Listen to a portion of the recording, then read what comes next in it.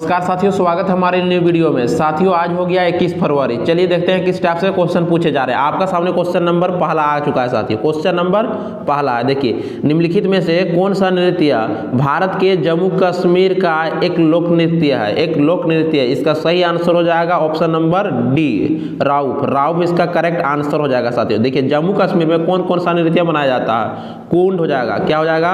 कुंड भी मनाया जाता है। कुंड नृत्य जो है एक कुंड नृत्य है, जम्मू कश्मीर में मनाया जाता है। और हिक्कत जो है, हिक्कत जो है ये भी जम्मू कश्मीर में मनाया जाता है।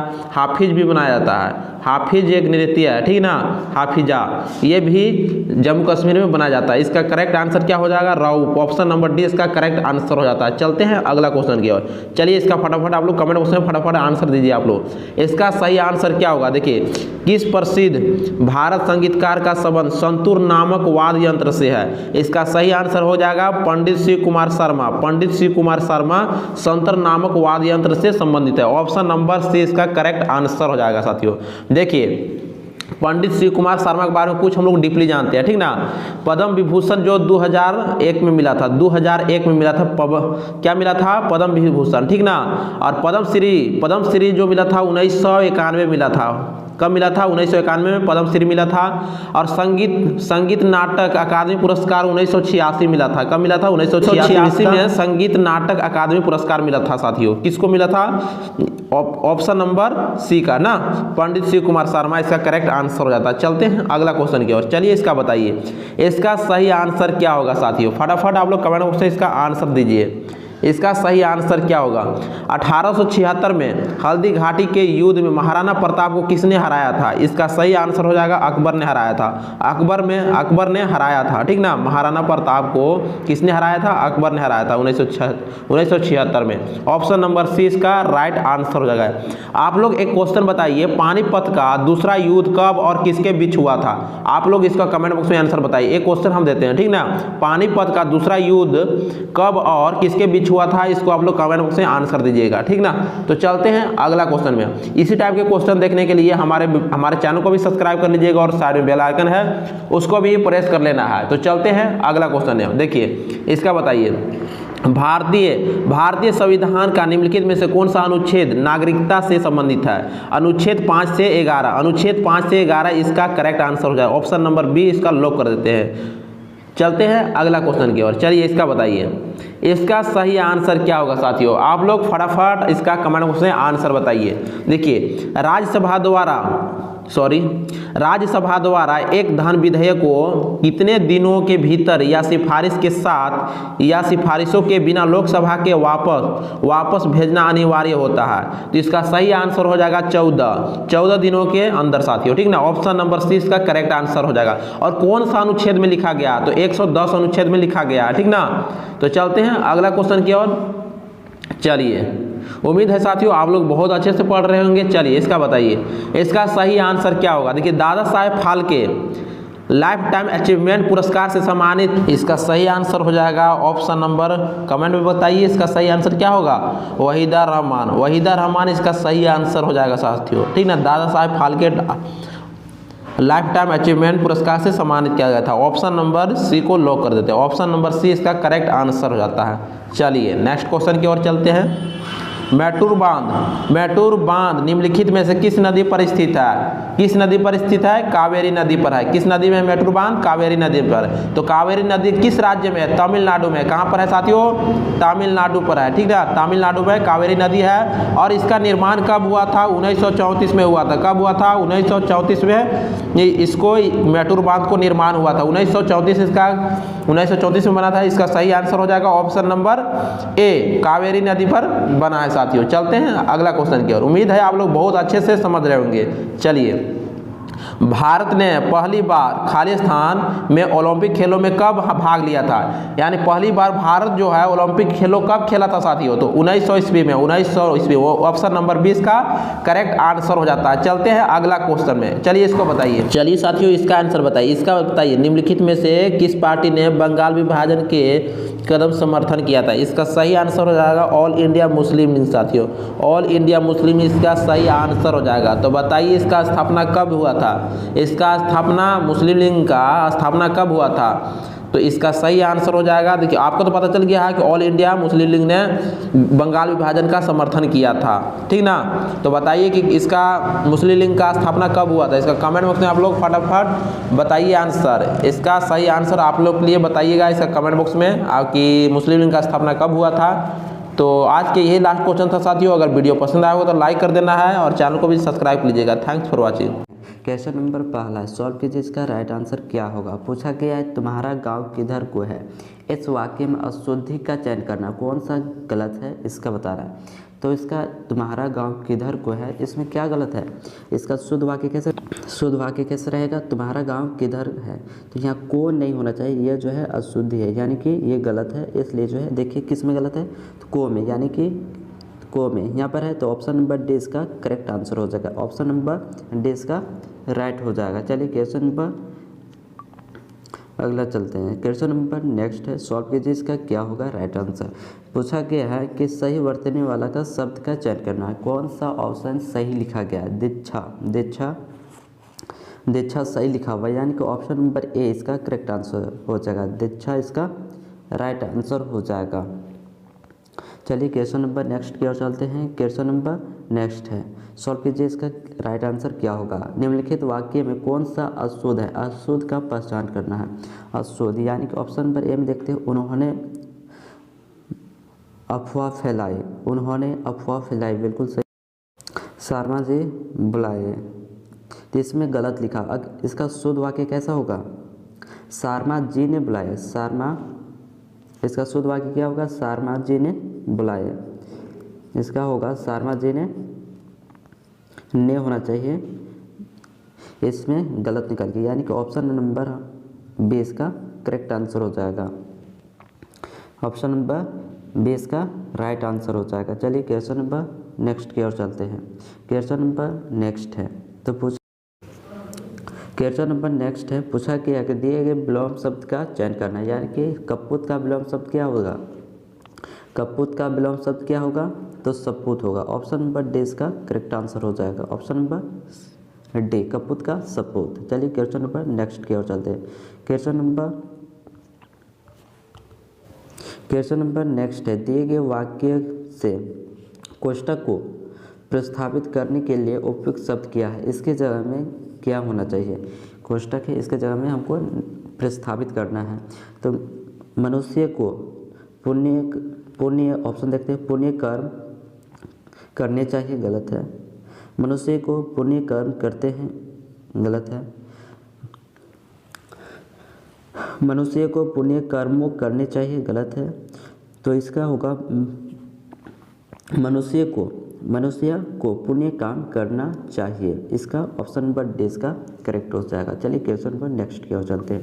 रिक्त स्थान भरने के लिए उपयुक्त शब्द क्या होगा, यानी कि यहाँ पर कौन सा क्या भरा जाएगा। माँ ने डॉक्टर मुझसे नाचा नहीं होगा, खाया भी नहीं होगा।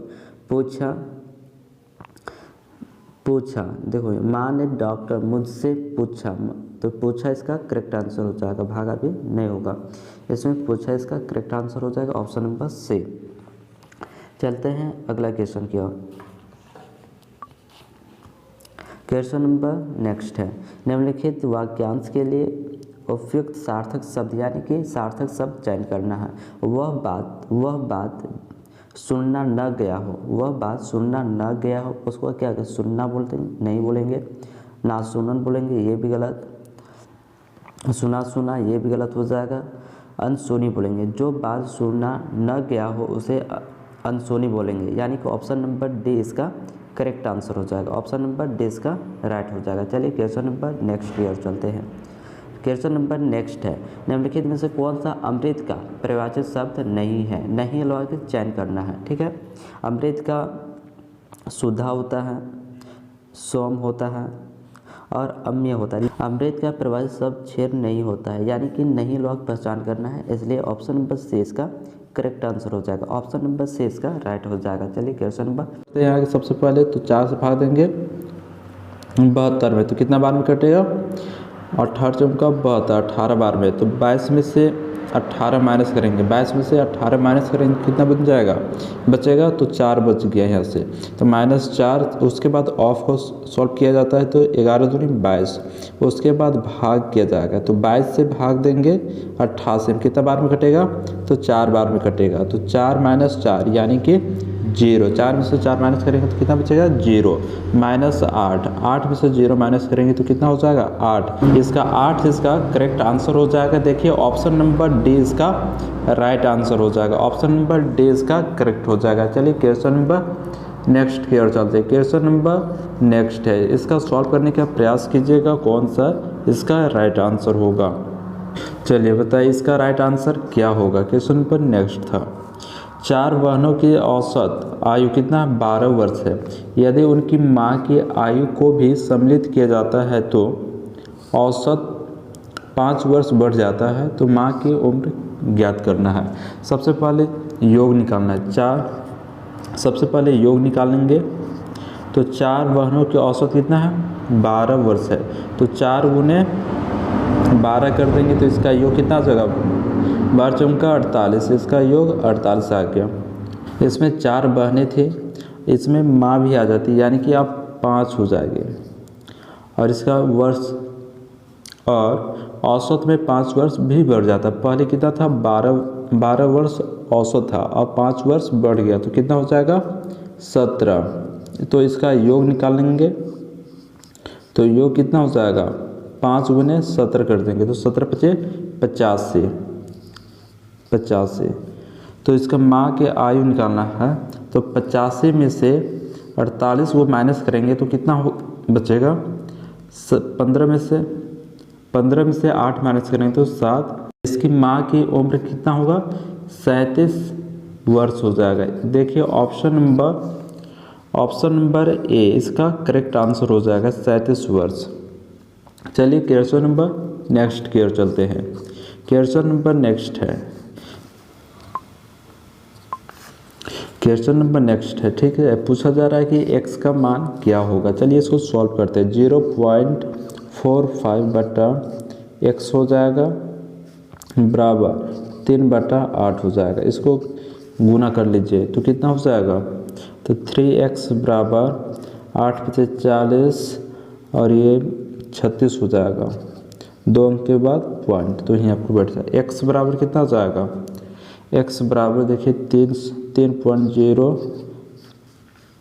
3 से भाग देना है, यहाँ से पॉइंट तो यहाँ 2 0 बैठ जाएगा। इसके काटने के बाद कितना आ जाएगा 1.2, यानी कि इसका करेक्ट आंसर हो जाएगा 1.2 इसका राइट आंसर। देखिए ऑप्शन नंबर बी इसका करेक्ट आंसर हो जाएगा।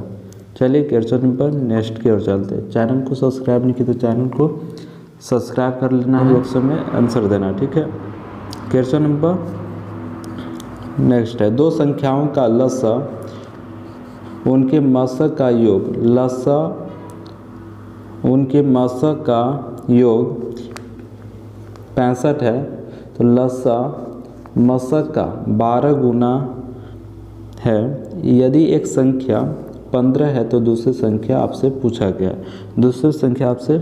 गया है। सबसे पहले यहाँ पर देख लेते हैं एलसीएम कितना है। एलसीएम जो है एचसीएफ का कितना है 12 गुना है, तो 12H है, ठीक है। और यहाँ पर बोला कि एलसीएम और एचसीएफ का योग कितना है 65 है। एलसीएम प्लस एचसीएफ का योग कितना है 65 है, तो एलसीएम जगह में हम 12H रख सकते हैं। एलसीएम यहाँ की जगह में 12H हम रख सकते हैं, तो इसके एलसीएम जगह में कितना रखेंगे 12H प्लस H बराबर 65, तो 12H और H हो जाएगा 13H। तो HCF कितना आ जाएगा 13, यहाँ से काट सकते हैं तो HCF बराबर आ गया, HCF कितना आ गया 13 × 5 = 65, HCF आ गया 65। तो एलसीएम कितना आ जाएगा इसके जगह में 5 रख देना है, तो 12 × 5 = 60। एलसीएम कितना आ जाएगा, एलसीएम आ गया 60, एलसीएम कितना आ गया 60 आ गया। तो दूसरी संख्या निकालना तो यहाँ पर होता है एलसीएम इंटू एचसीएफ बराबर पहली संख्या इंटू दूसरी संख्या। तो एलसीएम कितना है 60 है, HCF कितना है 5 है, पहली संख्या 15 और दूसरी संख्या फाइंड करना। 15 से 15 चौका 60, 4 बार में कटेगा, 4 बार में तो 4 गुने 5 यानी कि 20 इसका करेक्ट आंसर हो जाएगा। देखिए ऑप्शन नंबर ए इसका राइट आंसर हो जाएगा। ऑप्शन नंबर ए इसका करेक्ट आंसर हो जाएगा। क्वेश्चन नंबर नेक्स्ट है, सॉल्व करने का प्रयास कीजिएगा, इसका क्या होगा राइट आंसर। चलिए क्वेश्चन क्या कहता है, एक पुलिसकर्मी 150 मीटर दूरी एक चोर को देखता है। वह 5 मीटर पर सेकेंड की चाल से भाग रहे चोर का पीछा करना आरंभ करता है, जबकि पुलिसकर्मी 7 मीटर पर सेकेंड की चाल से पीछा करता है। तो पुलिसकर्मी द्वारा पकड़े जाने के समय तक चोर द्वारा तय की गई दूरी फाइंड करना है। सबसे पहले एक यहाँ पर पुलिस है और एक यहाँ पर चोर है, इसका डिफरेंस कितना है 150 मीटर का। 150 मीटर का चोर भागना शुरू करता है, कितना की स्पीड से भागता है चोर, तो 5 मीटर पर सेकेंड की चाल से भागता है। और पुलिस कितना से भागता है, पुलिस का स्पीड कितना है, पुलिस का स्पीड कितना है 7 मीटर पर सेकेंड है, 7 मीटर पर सेकेंड है। तो सबसे पहले मान लो चोर जो है 5 यूनिट जाता है, तो पुलिस कितना यूनिट जाएगा, तो 7 यूनिट, यानी कि हमेशा जो है एक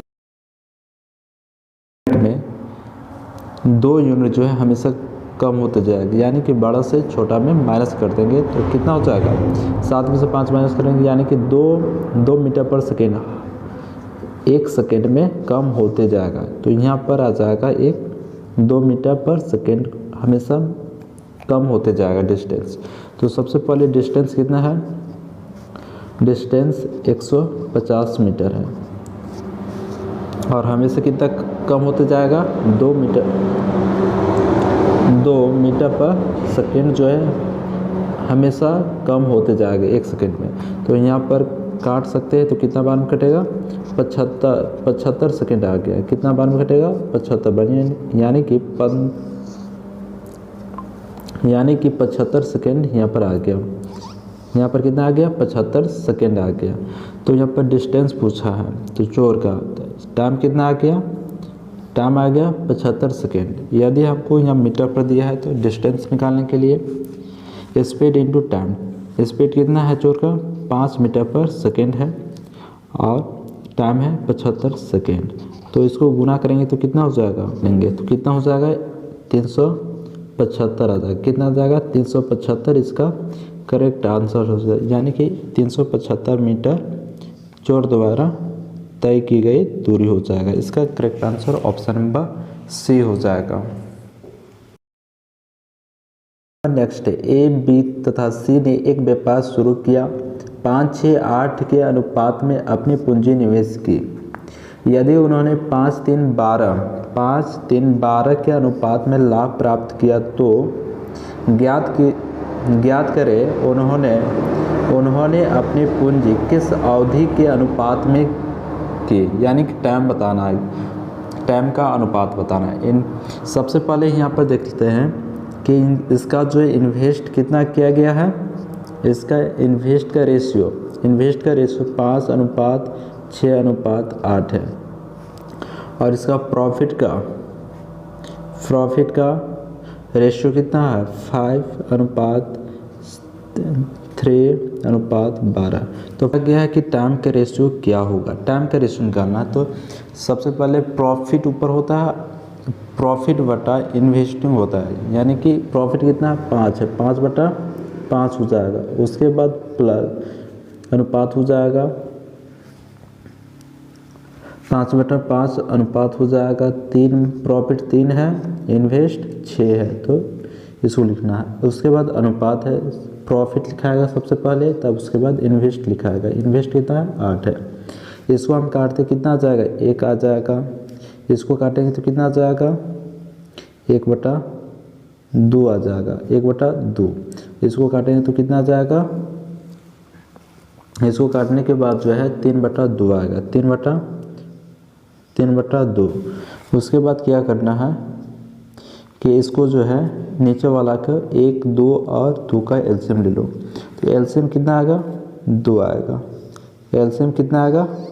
2 आएगा। तो 1 से भाग देंगे 2 में, तो 2 बार में कटेगा, 2 गुने 1 करेंगे तो कितना हो जाएगा? 2 अनुपात 2 से भाग देंगे 2 में, 1 बार में कटेगा, 1 गुने 1 करेंगे तो कितना हो जाएगा? 1 हो जाएगा। फिर जो है अनुपात हो जाएगा, 2 से भाग देंगे 2 में, 1 बार में कटेगा और 1 गुने 3 करेंगे तो 3, यानी कि टाइम का रेशियो कितना हो जाएगा? 2:1:3, यानी कि 2:1:3 इसका करेक्ट आंसर हो जाएगा। देखिए ऑप्शन नंबर ए इसका करेक्ट आंसर हो जाएगा। Option number A